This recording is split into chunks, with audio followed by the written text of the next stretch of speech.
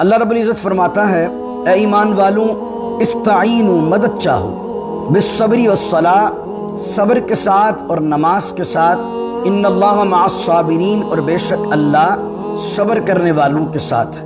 اس آیت کا تناظر اگر آپ سمجھیں تو آپ کو اور آپ کے ذوق میں اضافہ ہوگا کہ آپ دیکھیں کہ رکوع نمبر 2 تک پہلے پارے سے آپ شروع ہو جائیے اور دوسرے پارے کے دوسرے رکوع کے اختتام کب دیکھیے اللہ نے جو پچھلی اقوام تھی، عیسائی، یہودی اور مشرکین، ان تینوں کی خامیوں کو بیان کیا، ان پر نازل کی جانے والی نعمتوں کو بیان کیا، ان کی ناشکری کو بیان کیا، ان کے زوال کو بیان کیا، پھر جناب ابراہیم کے قصے کو بیان کیا، پھر تحویل قبلہ کر کے مسلمانوں کو ایک الگ پہچان کو بیان کیا، اور اب ممتاز حیثیت سے حضور کی امت کو ایک فضیلت دے دی گئی۔ وَكَذَلِكَ جَعَلْنَاكُمْ أُمَّةً وَسَطًا لِتَكُونُوا، جو پہلے رکوع میں کہا کہ ہم نے تمہیں بہترین امت بنا دیا اور لوگوں پر گواہ بنا دیا، یہ کہہ کر اللہ رب العزت نے اس امت کو تمام قوموں میں پرومیننٹ کر دیا۔ اب اس کی ذمہ داری بڑھ گئی، اس کو فضیلت دے دی گئی، اس کو فرنٹ لائن پہ کر دیا گیا۔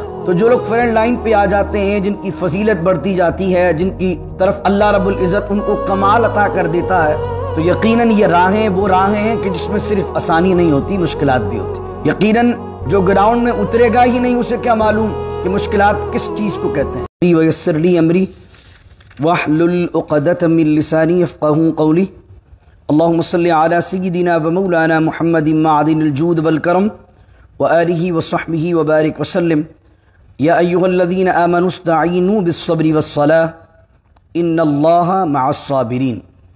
صدق اللہ مولانا العظیم۔ جیسا کہ آپ کو معلوم ہے کہ آج میں نے پہلی رکعت میں انہی آیات بینات کی تلاوت کی ہے کہ جن کا مجھے آج درس دینا تھا، اور یہ دوسرے پارے کا تیسرا رکوع کا آغاز ہے اور آیت کا نمبر ہے 153۔ اللہ رب العزت فرماتا ہے اے ایمان والوں استعینوا مدد چاہو بالصبر والصلاۃ، صبر کے ساتھ اور نماز کے ساتھ، ان اللہ مع الصابرین، اور بے شک اللہ صبر کرنے والوں کے ساتھ ہے۔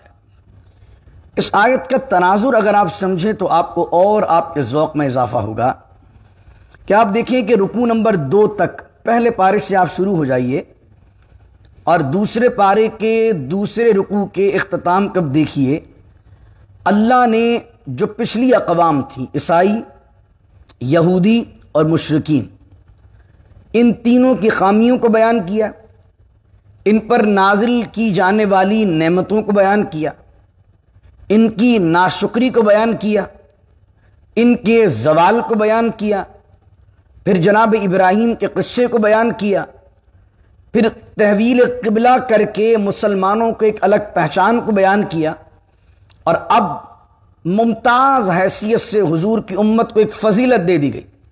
وَكَذَلِكَ جَعَلْنَاكُمْ أُمَّةً وَسَطًا لِتَكُونُوا، جو پہلے رکوع میں کہا کہ ہم نے تمہیں بہترین امت بنا دیا اور لوگوں پر گواہ بنا دیا، یہ کہہ کر اللہ رب العزت نے اس امت کو تمام قوموں میں پرومیننٹ کر دیا۔ اب اس کی ذمہ داری بڑھ گئی، اس کو فضیلت دے دی گئی، اس کو فرنٹ لائن پہ کر دیا گیا۔ تو جو لوگ فرنٹ لائن پہ آ جاتے ہیں، جن کی فضیلت بڑھتی جاتی ہے، جن کی طرف اللہ رب العزت ان کو کمال عطا کر دیتا ہے، تو یقیناً یہ راہیں وہ راہیں ہیں کہ جس میں صرف آسانی نہیں ہوتی، مشکلات بھی ہوتی۔ یقیناً جو گراؤنڈ میں اترے گا ہی نہیں، اسے کیا معلوم کہ مشکلات کس چیز کو کہتے ہیں۔ تو اب یہاں تیسرے رکوع سے وہ بنی اسرائیل اور تمام معاملات وہاں ختم ہوتے ہیں، اور اب ڈائریکٹلی خطاب یا ایھا الذین آمنو کہہ کر حضور کی امت سے کیا جا رہا کہ اب تم تیار رہو، کیونکہ اب تمہاری ذمہ داری بڑی ہو گئی ہے، تو ہر وقت اچھے حالات نہیں رہیں گے، اونچ نیچ ہوتی رہے گی، کبھی مشکلات بھی آئیں گی۔ تو اب تمہیں مشکلات میں کرنا کیا ہے؟ منافقین کی طرح اس طرح انداز اپنانا ہے کہ جب اچھے حالات ہوں تو اسلام کا ساتھ دے دو، اور جب برے حالات آ جائیں تو اسلام کے دامن کو چھوڑ کر بھاگ جاؤ۔ نہیں، اب تلقین یہ کی جا رہی ہے۔ اس سے پہلے والی آیت جو کل اختتام کیا تھا اس کو دیکھیں، فَاذْكُرُونِي أَذْكُرْكُمْ وَاشْكُرُوا لِي وَلَا تَكْفُرُوا، تم میرا ذکر کرو میں تمہارا ذکر کروں گا، اور جب میں نعمت عطا کروں تو اس کا شکر ادا کرو اور ناشکری نہ کرو، یعنی کفران نعمت نہ کرو۔ اب اگلی آیت کے اندر 153 میں کہا جا رہا ہے کہ اب کوئی مصیبت آتی ہے تو مصیبت کا سامنا کس طرح کرنا ہے؟ استعینوا بالصبر والصلاۃ، مدد چاہو صبر کے ذریعے سے اور مدد چاہو نماز کے ذریعے سے۔ صبر کسے کہتے ہیں؟ میں نے پہلے پارے کا جہاں کوارٹر ہوا تھا 5واں رکوع، اس میں بھی یہ آیت آئی تھی تو وہاں بیان کیا تھا۔ صبر کہتے ہیں اپنے نفس کو روکنا ان چیزوں سے جن کا اللہ نے منع کیا، اس چیز کو کہتے ہیں صبر۔ صبر کا معنی ہی روکنا ہے، یعنی کہ اللہ رب العزت نے جن جن حرام کاموں سے منع کیا ہے، نفس چاہ بھی رہا ہو لیکن اپنے آپ کو آدمی خدا کی رضا کے لیے روک لے تو اس کو کہتے ہیں صبر کرنا۔ اسی طریقے سے اللہ نے جن کاموں کا حکم دیا ہے اور نفس یہ کہہ رہا ہے کہ یہ کام نہیں کرنے، تو اپنے نفس کی مخالفت کرنا اور رب کے کہے ہوئے کو ماننا، اس کو کہتے ہیں صبر کرنا۔ اسی طریقے سے مشکلات میں، مصیبتوں میں اللہ کی بارگاہ میں اپنے نفس کو شکوہ و شکایت سے روکنا، اس کو کہتے ہیں صبر کرنا۔ لیکن رونا، آنسو بہانا، یقیناً یہ فطرت میں سے ہے کہ مشکلات آتی ہیں اور مشکل حالات آتے ہیں تو آنسو ٹپک پڑتے ہیں، اور اگر کوئی رو رہا ہو مشکل میں تو اس کو یہ نہ کہا جائے کہ آپ تو بے صبری کا مظاہرہ کر رہے ہو۔ واویلا، جزا و فضا کرنا، چیخنا، چلانا، ماتم کرنا، یہ تو شریعت نے منع، لیکن غم کے موقع پر آنسوؤں کا آ جانا یہ تو فطرت کے اندر ہے، اور جس کو غم کے موقع پر بھی آنسو نہ آئیں تو اس کا دل تو بڑا پتھر ہے۔ پھر صبر کا مفہوم کیا ہے؟ صبر کا مفہوم یہ نہیں ہے کہ آپ مشکل حالات میں آپ کے آنسو نہیں آئیں۔ جس طریقے سے ہمارے ہاں مردانگی میں ایک کانسیپٹ پایا جاتا ہے، ہمارے ہاں بچپن سے ایک بات سکھائی جاتی ہے کہ مرد جو ہیں وہ روتے نہیں ہیں۔ بچے کو بھی ہم یہ سکھاتے ہیں، ارے تو لڑکا ہے، لڑکیاں روتی ہیں، لڑکے تھوڑی روتے ہیں۔ اب بچہ شروع سے ایک مینٹلٹی بنا لیتا ہے کہ جو لڑکا ہوتا ہے وہ روتا نہیں، لیکن مشکل حالات میں جب وہ آنسو نہیں بہاتا اپنے پیاروں کے آگے تو اندر ہی اندر وہ گل رہا ہوتا ہے، اندر ہی اندر ٹوٹ رہا ہوتا ہے۔ تو ہر شخص کو ایک کندھا چاہیے زندگی میں جس کے سامنے اپنے درد کو بیان کر سکے۔ مشکل حالات میں کوئی ایسا بندہ چاہیے کہ جس کے سامنے 4 آنسو بہا سکے، دل ہلکا کر سکے، کیونکہ آدمی اگر اپنے آپ کو ظاہر مضبوط کرے اور اندر سے ٹوٹتا جائے تو اندر ہی اندر وہ گلتا جاتا ہے اور بے شمار بیماریاں آ جاتی ہیں۔ اور اگر دین سے لگاؤ نہیں تو یہی فرسٹریشن جو ہے وہ خودکشی کی طرف لے جاتی ہے۔ سوسائڈ کیوں ہوتی ہے؟ اس لیے ہوتی کہ ایک اپنے آپ کو باہر جو ہے وہ ایک آرٹیفیشل زندگی بندہ گزار رہا ہوتا۔ تو صبر اور بے صبری کو آپ آنسوؤں سے نہ تولیں۔ صبر کس چیز کا نام ہے؟ صبر یہ ہے کہ اللہ کی بارگاہ میں شکوہ نہ کرنا، اللہ کی بارگاہ میں شکایت نہ کرنا، مصیبت کے وقت یہ نہ کہنا کہ اللہ یہ میرے ساتھ کیوں ہو گیا، یہ ہے بے صبری۔ لیکن آنسو اگر آ جاتے ہیں مصیبت کے وقت تو یہ تو فطرت ہے۔ تو لڑکا بھی رو سکتا ہے، مرد بھی رو سکتا ہے، مرد کو بھی تکلیف ہوتی ہے، وہ بھی انسان ہے۔ جتنی لگنے سے کسی عورت کو تکلیف ہوگی اتنی ہی مرد کو تکلیف ہو سکتی ہے۔ جتنے آنسو عورت بہا سکتی ہے کسی تکلیف میں، کسی رنج میں، مرد بھی اتنے بہا سکتا ہے۔ یہ عورت کا اور مردانگی کا یہ کوئی ایسا تصور نہیں ہے کہ آنسو آنا کہ آنسو نہ آنا۔ تو ایک یہ کانسیپٹ بھی ہمارے یہاں ٹھیک ہونا چاہیے، کیونکہ اس وجہ سے بہت سے لوگوں کی زندگیاں متاثر ہوتی ہیں اور وہ اندر ہی اندر گل گل کر نفسیاتی مریض بن جاتے ہیں اور اپنا درد کسی سے شیئر نہیں کر پاتے۔ اور یہ بھی دین کے اندر ایک بہت بڑا صدقہ ہے کہ کسی کو کندھا چاہیے رونے کے لیے آپ کندھا دے دیں۔ اگر کسی کو چاہیے کسی کی بھڑاس نکلنی ہو اور وہ کسی کو کہہ نہیں پا رہا ہو تو آپ اس کے درد کو شیئر کر لیں، یہ بھی بہت بڑا صدقہ ہے کہ آپ کے سامنے اپنے درد کو بیان کر دے گا تو اس صورت کے اندر وہ زندگی میں پرسکون ہو جائے گا۔ کم از کم اس سے معلوم ہے یار کوئی تو ہے میری سننے والا، کوئی تو ہے مجھے کہنے والا۔ اسی طرح اپنی میاں بیوی بھی ایک دوسرے کے ساتھ کرتے رہیں، بیوی شوہر کو پوچھتے رہے، شوہر بیوی کو پوچھتے رہے۔ تو ایک یہ میں اخلاقیات کی طرف بات کر رہا ہوں۔ اب آ جاتے ہیں ہم اس آیت کے تناظر میں کہ صبر اس کو چیز کو کہتے ہیں جس کو میں نے بیان کیا۔ اب نماز کے ذریعے سے مدد چاہو اور صبر کے ذریعے سے مدد چاہو۔ اس سے مراد کہ اللہ کی بارگاہ میں شکوہ نہ کرو اگر کوئی مصیبت آ رہی ہے، اور اللہ کی عبادت کرتے جاؤ، اس کا ذکر کرتے جاؤ، اس کا شکر کرتے جاؤ، اور اللہ کی بارگاہ میں نماز پڑھتے جاؤ۔ پھر آگے کہا ان اللہ مع الصابرین، اور اللہ تعالیٰ حق کی راہ میں استقامت کے ساتھ کھڑے ہونے والے یعنی صبر کرنے والوں کے ساتھ۔ حالانکہ سورہ مجادلہ میں 28 پارے میں ایک آیت ہے، ما یکون من نجوی ثلاثۃ الا هو رابعهم، اگر تم کسی جگہ پر 3 ہو تو چوتھا اللہ ہے، ولا خمسۃ الا هو سادسهم، اگر تم کسی جگہ 5 ہو تو چھٹا وہاں سمجھو اللہ ہے، ولا ادنی من ذلک ولا اکثر الا هو معهم، چاہے تم کم ہو یا کتنی زیادہ تعداد میں زیادہ ہو اللہ تمہارے ساتھ ہے، یہ سمجھو۔ تو جب اللہ ہر شخص کے ساتھ ہے جیسا اس کے شان کے لائق ہے، تو یہاں صبر کرنے والوں کو اسپیشل کیوں کہا؟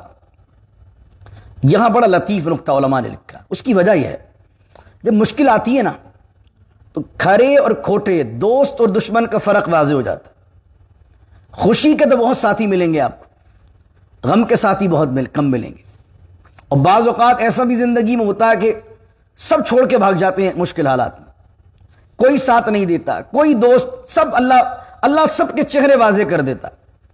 مشکلات بھی آدمی کے ساتھ ایک جو فلٹر کا کام کرتی ہیں، اس کے سامنے رشتوں کی اور دوستیوں کی حقیقت واضح ہو جاتی ہے، اس کو پتہ چلتا ہے کہ یہ جو ہجوم میرے گرد میرے دوستوں کا جو مجھے ناز ہے کہ میری بہت پیار ہے، میرے بہت جاننے والے ہیں، میرے بہت دوست ہیں، میری بہت بات ہے، جب مشکل آ جاتی ہے تو اللہ فلٹر کر دیتا ہے اور بندے کے سامنے یہ حقیقت واضح ہو جاتی ہے کہ اس کے صحیح معنوں میں مخلص اور ہمدرد کتنے۔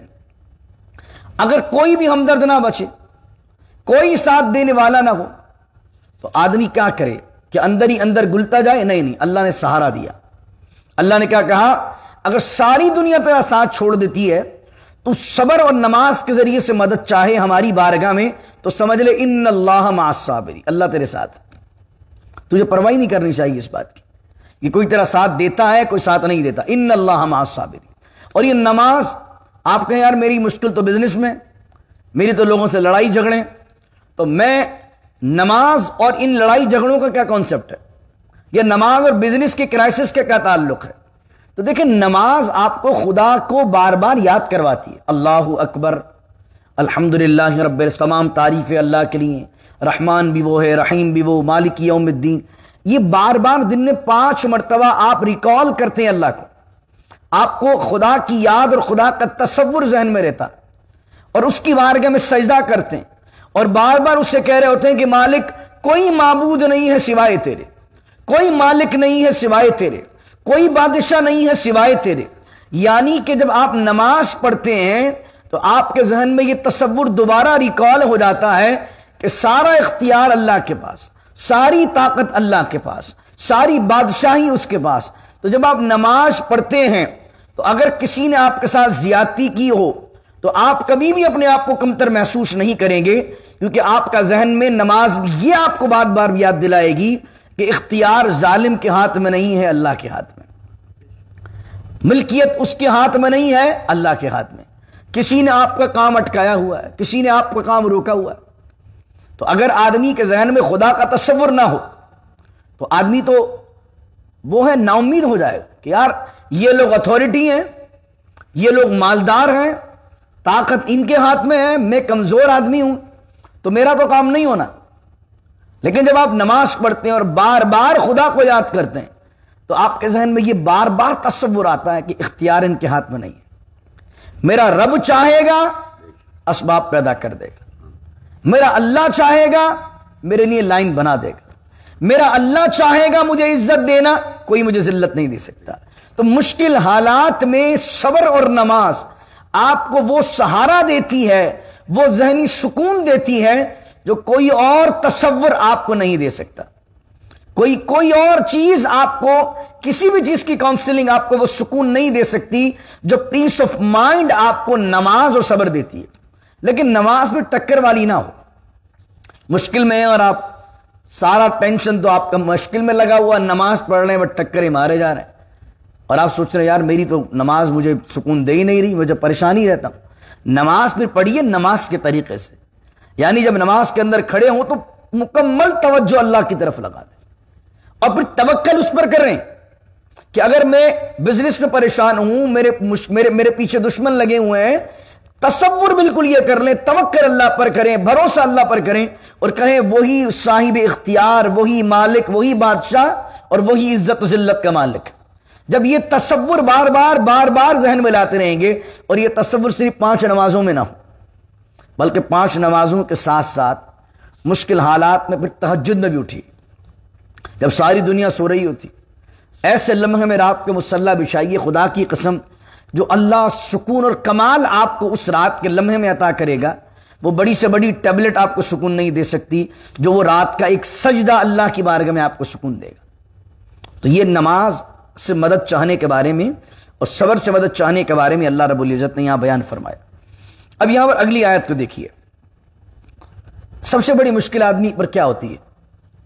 سب سے بڑی مشکل یہ ہوتی ہے کہ آدمی کی جان پر بنائے۔ ایک ہے مال پر آ گئی، ایک ہے گھر بار پر آ گئی، ایک یہ ہے کہ آدمی کی جان پر بنائے۔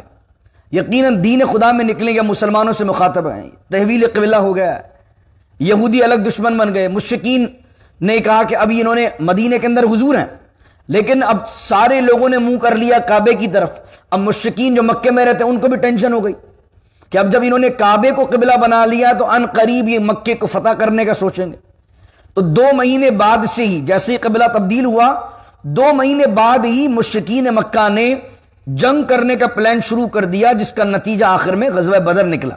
پہلے جو جنگ ہوئی ہے وہ تحویل قبلہ کے 2 مہینے بعد ہی اس کے اسباب بننے شروع ہو گئے۔ مشرکین مکہ دشمن، یہودی دشمن بن گئے، عیسائی دشمن بن گئے۔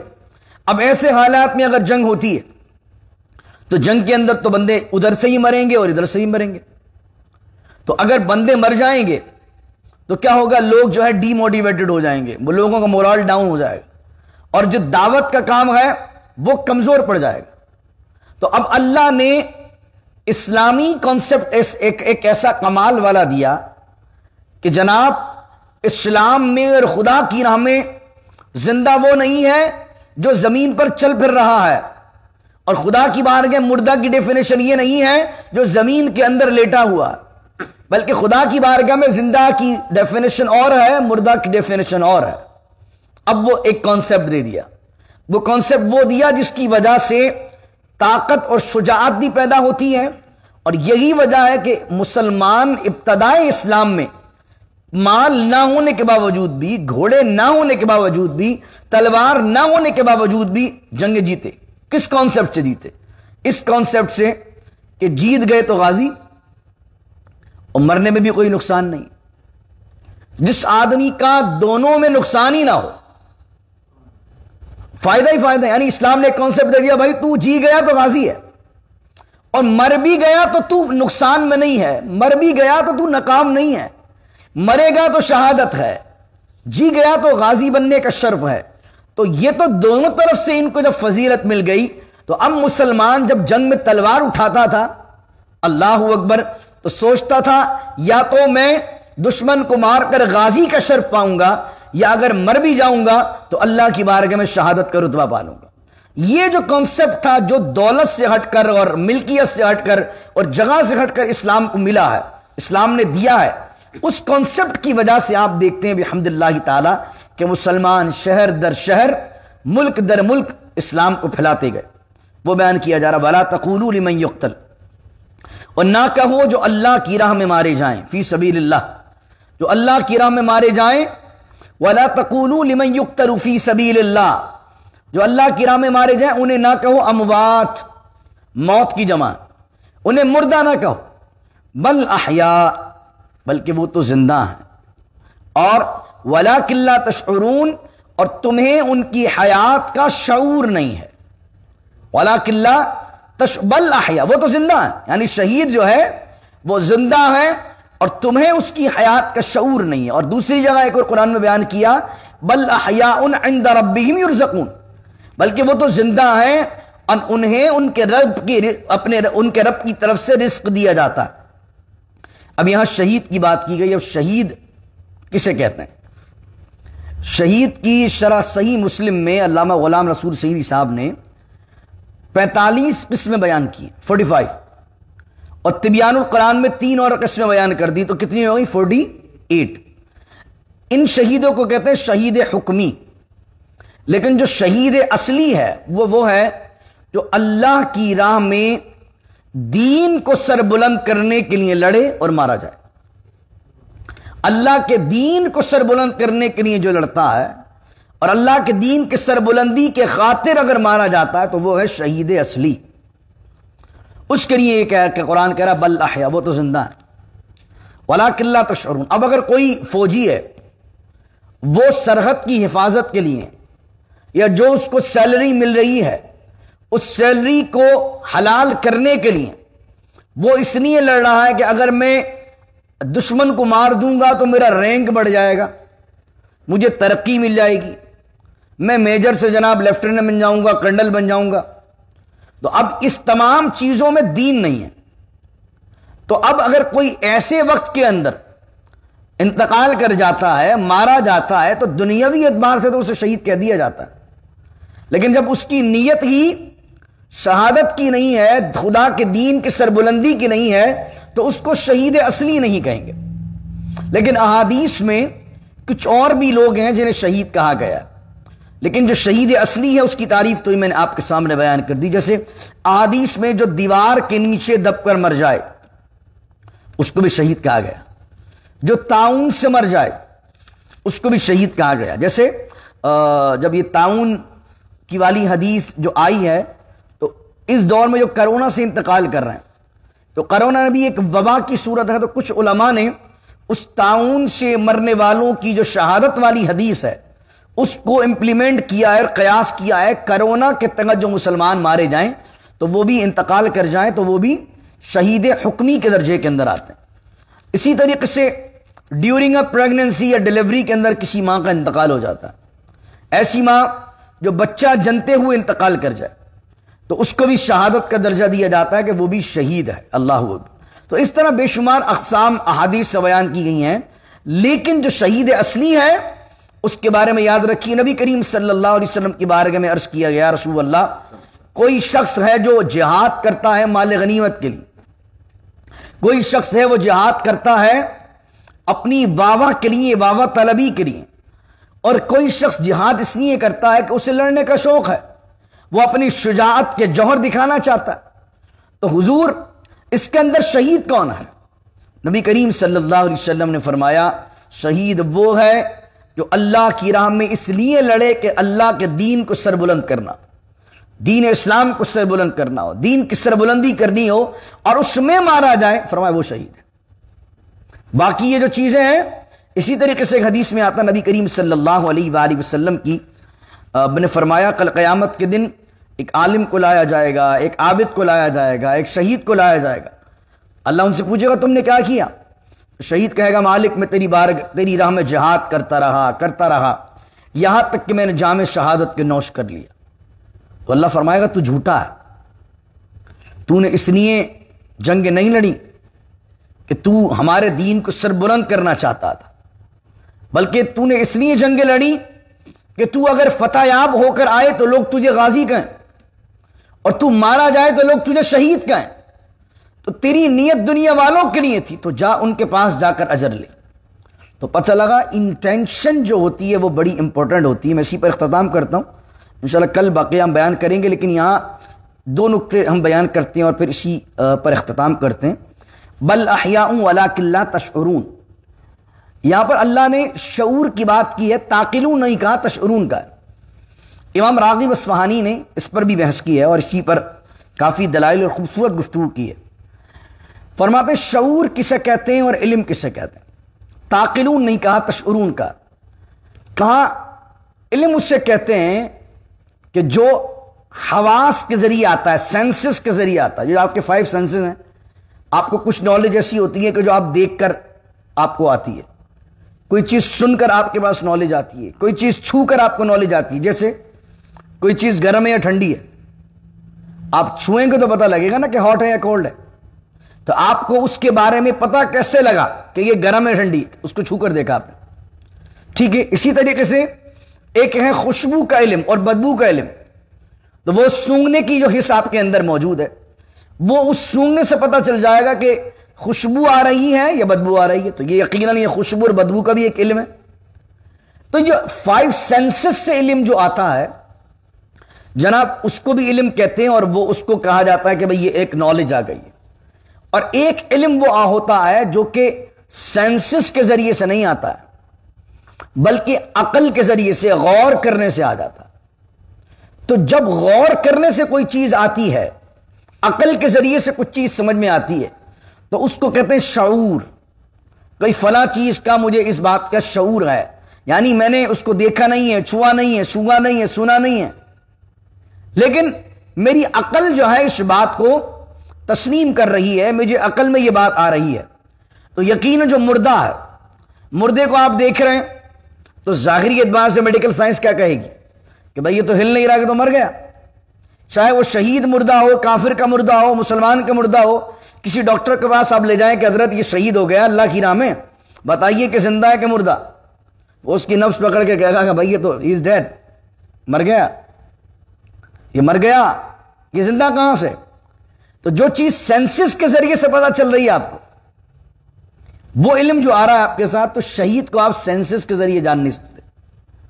اور سینسز تو سینسز ہیں، فرمایا عقل کے ذریعے سے بھی آپ جو ہے وہ سینسز کے ذریعے سے نہیں جان سکتے، لیکن امام راغب اصفہانی نے کہا لیکن اگر آپ غور کریں اس بنانے والے پر کہ جس نے اس کائنات کو بنایا ہے، تو اس نے ایک عالم ارواح بنائی ہے، پھر عالم دنیا بنائی ہے، پھر عالم برزخ بنایا ہے، پھر عالم آخرت بنایا ہے۔ تو یہ جو ہمارا جو انتقال ہے یہ موت ہے ہی نہیں، ہم عالم ارواح میں تھے، منتقل ہوئے عالم دنیا کی طرف، عالم دنیا میں تھے، منتقل ہو جائیں گے عالم برزخ کی طرف، عالم برزخ میں ہوں گے، جب وہاں کا ٹائم فریم پورا ہوگا تو منتقل ہو جائیں گے عالم آخرت کی طرف، اور عالم آخرت کے اندر جب فیصلہ ہو جائے گا تو لوگ منتقل ہو جائیں گے جنتی جنت کی طرف، دوزخی دوزخ کی طرف۔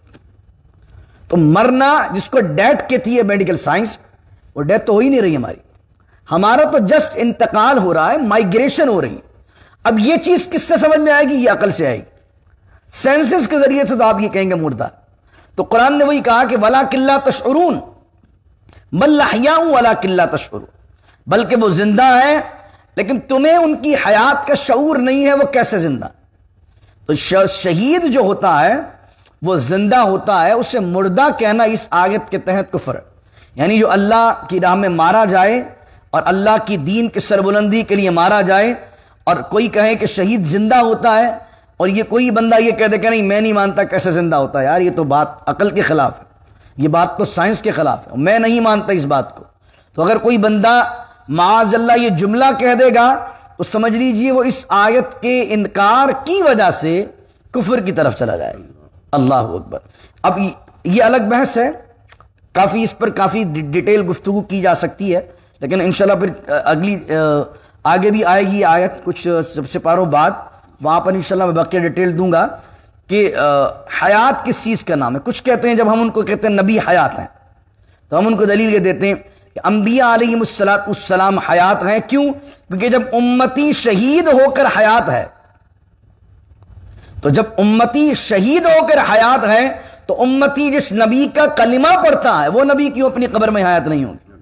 تو کچھ لوگ کہتے ہیں کہ بھائی ان کی حیات عالم برزخ کی حیات ہے۔ عالم برزخ کسے کہتے ہیں؟ دو چیزوں کے درمیان جو حجاب ہوتا ہے، پردہ ہوتا ہے، اس کو کہتے ہیں برزخ، قرآن نے استعمال کیا وَمِن وَرَائِهِمْ بَرْزَخٌ إِلَىٰ يَوْمِ يُبْعَثُونَ۔ تو جب ہم قبر میں چلے جاتے ہیں، جب تک قیامت قائم نہیں ہوگی تو قبر کے اندر والا پیریڈ کہلاتا ہے برزخ۔ تو وہ کہتے ہیں بھائی وہ برزخی حیات ہے، دنیا کا اس سے کوئی تعلق نہیں ہے۔ تو ہم اس کا جواب یہ دیتے ہیں کہ اگر شہید کی حیات برزخی ہے، قبر والی حیات، تو پھر شہید کی کیا خاصیت؟ قبر میں تو کافر کا مردہ بھی حیات ہے، جبھی تو کوڑے پڑ رہے ہیں اسے، اور مومن کا مردہ بھی حیات ہے، جبھی تو نعمت مل رہی ہے اسے۔ یعنی عالم برزخ میں تو مومن بھی حیات ہے، کافر بھی حیات ہے، تو شہید کو بھی الگ سے حیات کہنے کی حاجت کیا تھی قرآن؟ کیونکہ اگر ہم یہ کہتے ہیں کہ قبر میں عذاب ہوتا ہے تو یقیناً عذاب اس کو دیا جائے گا نا۔ آپ دیوار کو 10 کوڑے ماریں اور کہیں کہ بھائی اس کو بہت زور سے لگی ہے اور اس کے نشان آ گئے، تو دیوار تو محسوس ہی نہیں کر سکتی، سینس ہی نہیں اس میں۔ اسی طریقے سے اگر آپ نے کوڑے مارے دیوار کو تو دیوار اثر نہیں کرے گی۔ تو اس طریقے سے اگر قبر میں کافر کو کوڑے پڑ رہے ہیں تو یقیناً اگر اس کو اثر نہیں ہو رہا، وہ مردہ ہو چکا ہے، تو اس صورت کے اندر کیا ہوگا کہ اس کے مردہ ہونے کی وجہ سے جب اس پہ اثر ہی نہیں ہو رہا تو کس بات کے کوڑے؟ تو اس لیے بات بیان کی گئی کہ جناب شہید کو جو اللہ رب العزت نے حیات جاودانی عطا فرمائی ہے، وہ حیات ایک ایسی حیات ہے جس کا تعلق دنیا کے ساتھ بھی ہے اور عالم برزخ کے ساتھ بھی ہے۔ دعا کیجئے اللہ رب العزت سے اللہ تعالیٰ عمل کی توفیق عطا فرمائے۔ بسم اللہ الرحمن الرحیم، الحمدللہ رب العالمین، والصلاة والسلام علی اشرف الانبیاء والمرسلین، ربنا ظلمنا انفسنا وان لم تغفر لنا وترحمنا لنكونن من الخاسرین، ربنا لا تزغ قلوبنا بعد اذ هديتنا وهب لنا من لدنك رحمة انك انت الوهاب، ان الله ملائكته يصلون على النبي يا أيها الذين آمنوا صلوا عليه وسلموا تسليما، اللهم صل على سيدنا ومولانا محمد معدن الجود والكرم وآله وصحبه وبارك وسلم، سبحان ربك رب العزة عما يصفون والسلام على المرسلين والحمد لله رب العالمين، لا إله إلا الله محمد رسول الله۔